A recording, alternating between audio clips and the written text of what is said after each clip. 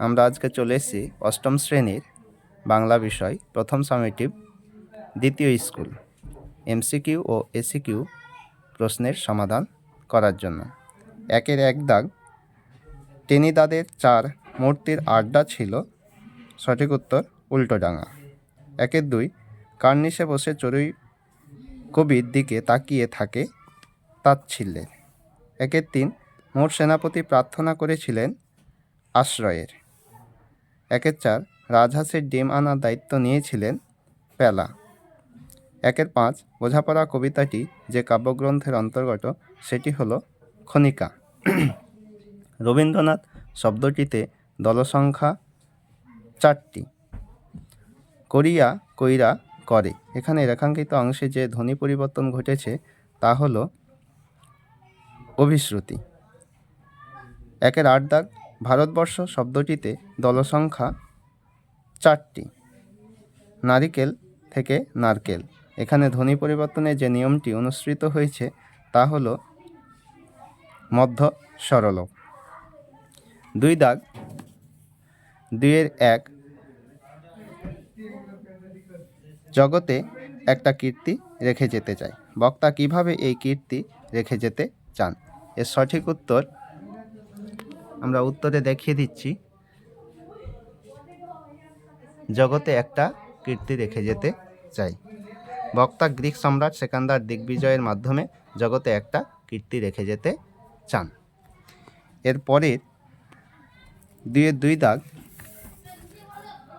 ঘটনা সামান্য খুবই, কোন ঘটনার প্রতি এখানে ইঙ্গিত করা হয়েছে? এখানে উত্তর হবে, এই যে এখানে উত্তরটা আছে, আপনারা একটু স্কিপ করে লিখে নেবেন। 2-এর 3 দাগ, চন্দ্রগুপ্ত নাট্যাংশটির ঘটনা, স্থান ও সময় নির্দেশ করো। ঘটনা স্থান সিন্ধু নদতট, কাল সন্ধ্যা। 2-এর 4, পরবাসী কবিতায় কোন দুটি নৃত্যের কথা বলা হয়েছে? একটা হবে কত্থক ও দ্বিতীয়টি হবে কথাকলি। 2-এর 5, তোতাই সবুজ জামা পরলে কি কি ঘটনা ঘটবে? এখানে আমরা উত্তরটা দেখিয়ে দিচ্ছি, আপনারা স্কিপ করে একটু লিখে নেবেন। এরপরে 2-এর 6, ব্রাতনুষ্ঠান শেষ করিয়া দুর্গা বলিল, দুর্গা কোন ব্রত পালন করেছিল? এখানে সঠিক উত্তর হবে, বাড়ির উঠোনে দুর্গা পুণ্যি পুকুর ব্রত করেছিল, পুণ্যি পুকুর। 2-এর 7, প্রসন্ন গুরুমশাইয়ের পাঠশালায় শিক্ষাদানের কোন বিশেষ উপকরণের ব্যবহার উল্লেখ করেছিল? এখানে উত্তর হবে বেত বা লাঠি। 2-এর 8 দাগ, অপু ও দুর্গার বাবার নাম কি?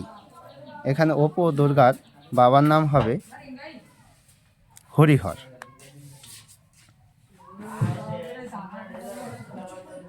অপুদের বাড়ি হইতে কিছু দূরে একটি খুব বড় অশ্বত্থ গাছ ছিল, গাছটির দিকে তাকিয়ে অপু কি ভাবত? এখানে উত্তর হবে, গাছটির দিকে তাকিয়ে অপু অনেক দূরের কোনো দেশের কথা ভাবত। আপনার স্কিপ করে উত্তরটা লিখে নেবেন। এরপরে দল বিশ্লেষণ করো। অপরাজিতা, এখানে অপরাজিতা। জীবনানন্দ, জীবনানন্দ। 2-এর 11 দাগ, গেয় যোগী ভিক পায় না, অর্থ লিখে প্রবাদটিকে বাক্যে ব্যবহার করো। এখানে গেয় যোগী ভিক পায় না, এখানে উত্তরটা আছে, আপনারা ভিডিওটি স্কিপ করে লিখে নেবেন। তারপরে অপিনিহিতি কাকে বলে? উদাহরণ দাও। উত্তরটা হবে, অপিনিহিতি বলতে কি বুঝো? এখানে আছে উত্তরটা, আপনারা একটু দেখে নেবেন। তারপরে দল বিশ্লেষণ করে মুক্ত দল ও রুদ্ধ দল চিহ্নিত করো। বাতাস, বা তাস, বা হবে মুক্ত দল আর তাস হবে রুদ্ধ দল। মধ্য স্বরাগমের অপর নাম স্বরভক্তি কেন?